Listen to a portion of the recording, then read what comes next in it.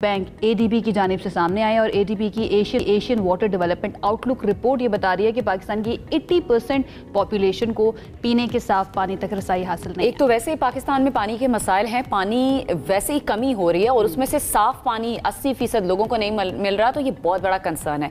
ये सिर्फ एक रिपोर्ट नहीं है बल्कि हमारी बका के लिए भी एक अलार्म है, क्योंकि पाकिस्तान में फीकस पानी 3500 मकब मीटर से कम होकर सिर्फ 1100 मकब मीटर तक रह गया है। तो ज़ेरे ज़मीन जो पानी है उसमें आर्सेनिक जैसे जहरीले मादे जो है वो उसकी मौजूदगी बढ़ती जा रही है, जिसकी वजह से वो पीने के काबिल नहीं रह रहा। जबकि जो ज़रई शोबा है उसके बारे में ये कहा जाता है कि वो बहुत ज़्यादा पानी ज़ाया कर रहा है। जो हमारे तरीके हैं, पुराने तरीके, हम नए तरीकों को अभी तक उस तरह से अडॉप्ट नहीं कर सके, तो उनकी वजह से जिस तरह फसलों को पानी दिया जाता है, ख़ासतौर पर चावल की फसल है, बहुत ज़्यादा पानी उसको लगाया जाता है और बड़े पैमाने पर यह काश्त होती है, तो वहाँ पर पानी बहुत ज़्यादा ज़ाया कर रहे हैं। पानी ज़ाया होना, इसके ऊपर क्या काम किया जा सकता है? और ये रिपोर्ट जो है ना इस चीज़ के ऊपर ज़्यादा भी जोर देती है या इसके ऊपर ज़्यादा आपकी तवज्जो चली जाती है जब वज़ीर सेहत इस बारे में बात करते हैं। मुस्तफ़ा कमाल की तरफ से भी यही बात की गई है कि पाकिस्तान के अंदर कराची से गिलगित तक लोग आलूदा पानी या सीवरेज का पानी इस्तेमाल कर रहे हैं। और जब वो मैंने खबर पढ़ी तो मैंने सोचा कि इस चीज़ को हमें ज़रूर डिस्कस करना चाहिए।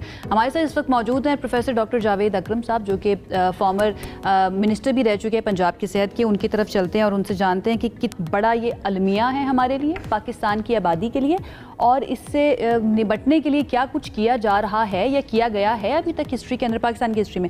डॉक्टर साहब, थैंक यू सो मच हमें ज्वाइन करने के लिए। It's always a pleasure talking to you on this show. सबसे पहले तो ये कितनी ख़तरनाक बात है ये एडीबी की रिपोर्ट एंड देन मुस्तफ़ा कमाल साहब का ये कहना कि 80% आबादी को साफ़ पानी मिल ही नहीं रहा है इस्तेमाल करने के लिए। बहुत शुक्रिया जी। ये कोई सरप्राइजिंग रिपोर्ट नहीं है, ये वेरी मच एक्सपेक्टेड है। बहुत दफ़ा 1947 से लेके आज 2025 के आखिर में आ गए हैं। अनफॉर्चुनेटली जो अल्लाह ताला की एक बहुत बड़ी नेमतों में शुमार होता है पानी, जो आपकी सेहत का ज़ामिन होता है, आपकी हेल्थ का, आपकी लाइफ का लाइफलाइन होती है, उसको हमने बजाय रहमत के जहमत बना दिया हुआ है। और अनफॉर्चुनेट है कि पाकिस्तान में एक आम पाकिस्तानी को ऐसा नहीं है कि वो नलका खोल के पानी पी ले, वो बीमार हो जाएगा। और इसी तरह वो जो सांस लेते हैं वो भी हम घुट घुट के लेते हैं, डर डर के लेते हैं, बिकॉज़ एयर पोल्यूशन और वाटर पोल्यूशन ये दो बहुत बड़े मसाइल हैं। और अगर किसी तरह कोई भी गवर्नमेंट लॉन्ग टर्म प्लान करे, शॉर्ट टर्म में तो ये होने नहीं लगा। जो हालात हो गए हैं, it needs a sustainable long term plan. और अगर ये कर ले तो बिलीव मी, आधे हमारे हॉस्पिटल से आधे से ज़्यादा बेड्स खाली हो जाएंगे, चाहे वो हार्ट अटैक से हैं, चाहे फालिज से हैं, चाहे नमोनिया से हैं, चाहे बच्चों की ग्रोथ का मामला है, चाहे स्किन के मामलात हैं, चाहे कैंसर है, चाहे आँखों का मामला है।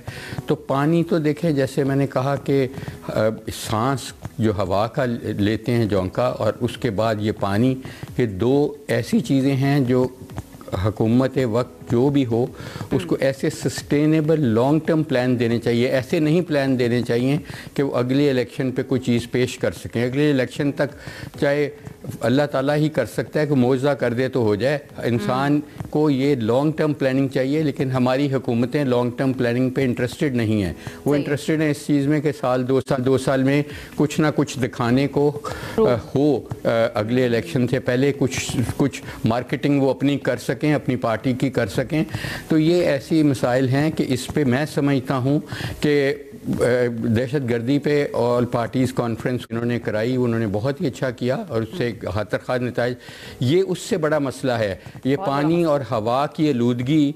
मैं समझता हूँ कि ये जितने साल में दहशत गर्दी से मरीज़ मर रहे हैं या लोग मर रहे हैं, वो इसमें एक हफ्ते से भी कम में मरते हैं। अच्छा, तो मैं समझता हूँ कि इसमें पूरी जी डॉक्टर साहब, मैं जानना चाह रही हूँ कि आपकी नज़र में कौन से ऐसे फैक्टर्स हैं जो पानी को हमारे लिए इतना जहर आलूद बना रहे हैं, जिसको हम डायरेक्ट पी नहीं सकते। कुछ साल पहले ही अगर हम चले जाएं तो लोग नलकों का पानी जो है वो पिया करते थे, आम इस्तेमाल में कोई फिल्ट्रेशन का पानी नहीं आता था। लेकिन अब ऐसे क्या फैक्टर्स हैं जो इसको आलूदा कर रहे हैं?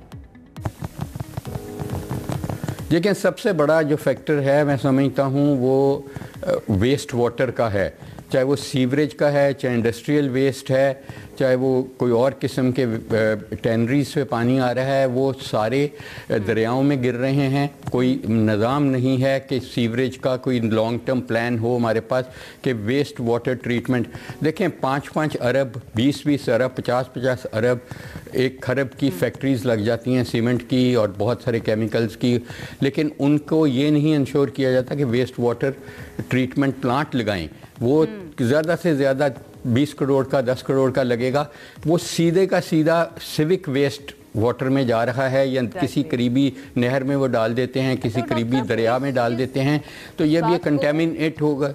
रीट्रेट किया है जो वफाकी वज़ीर सेहत हैं, जिनका मैं इंट्रो में भी जिक्र करी थी, मुस्तफ़ा कमाल साहब, उनकी कुछ जो बातें हैं, जो स्टेटमेंट है, वो ज़रा मैं सुनने वालों के गोश गुजार कर दूं कि 68% जो हैं बीमार वो या पानी की वजह से हैं, और अगर पानी साफ़ कर लें तो बीमारियों से 70% तक कमी आ जाएगी। गिलगित बल्तिस्तान का पहला घर अपना सीवरेज फ्लश करता है तो किसी के पीने के पानी में जा मिलता है, अगला मोहल्ला जब सीवरेज फ्लश करता है तो वो किसी और के पीने के पानी में जा मिलता है। मुस्तफ़ा कमाल साहब ये कहते हैं कि हम गिलगित से कराची तक सीवरेज पी रहे हैं। उन्होंने मजीद ये भी कहा कि सिर्फ सरकारी नहीं बल्कि प्राइवेट अस्पतालों में भी 4-4 घंटे इंतज़ार करना पड़ता है, और जब सब बीमार हो जाएंगे तो हर गली के कोने में भी अस्पताल बना लिया जाए तो भी कम पड़ेगा।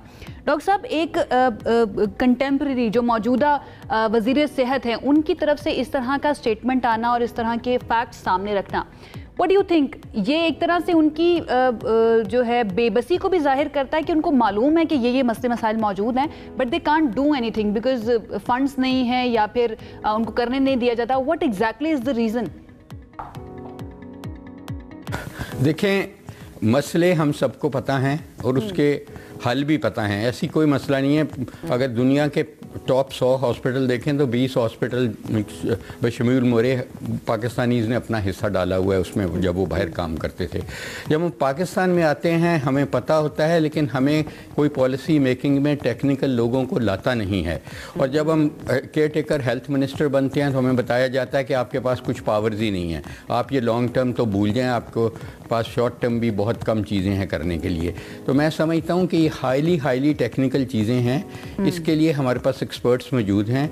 जैसे मैंने कहा कि एक ऑल पार्टी कॉन्फ्रेंस की जाए और उनमें उन एक्सपर्ट्स की सुनी जाए। ये एक दिन का काम है और वो अगले 50 साल का प्लान दे दें कि ये होगा प्रिवेंटिव हेल्थ का और ये होगा आपके सीवरेज का पानी मिलने का। उस ज़ईफ़ हो चुके हैं ना बेसिकली, जो हमारी सीवरेज लाइंस हैं ये लोहे की हुई थी तो उनमें गल गई हैं, अब पीवीसी की हैं, वो लॉन्ग टर्म होती हैं, तो उनको रिप्लेस करा जाए ना पूरा सीवरेज सिस्टम आप, और फिर सीवरेज कहीं ना कहीं जाके साफ़ भी होना है, बजाय दरिया में डायरेक्ट आप डाल दें, उसको पिया जाता है। देखें जब एस्ट्रोनॉट्स जाते हैं ऊपर खला में तो वो कई दिन उधर रहते हैं तो वो अपना पेशाब ही पीते हैं, लेकिन ट्रीट करके। वो कोई ऐसा मसला नहीं कि उसको ट्रीट नहीं किया जा सकता, सीवरेज को पीने के काबिल बनाया जा सकता है। तो इसलिए मैं समझता हूँ कि इसके बारे में बहुत कम बात होती है और उसकी मैं वजह पहले बता चुका हूँ कि ये बहुत लॉन्ग टर्म चीज़ें हैं और इसमें यूजुअली हुकूमत वक्त जो पॉलिटिकल शॉर्ट टर्म अगर हमने डॉक्टर साहब कोई स्टेप्स लेने हैं, आप कह रहे हैं ये लॉन्ग टर्म चीज़ें हैं, अगर फौरी तौर पर गवर्नमेंट इस पर कोई स्टेप लेना चाहे तो वो कौन से स्टेप हैं जो हमें अशद ज़रूरत है और वो फौरी होने चाहिए? देखें गवर्नमेंट तो जब लेगी, आप ले रही हैं, बहुत अच्छा कर रहे हैं आप दोनों, आयशा और अनम, तो ये भी एक मैं समझता हूँ कि जहाद ही है आलूदगी के ख़िलाफ़ जो आप आज कर रहे हैं प्रोग्राम।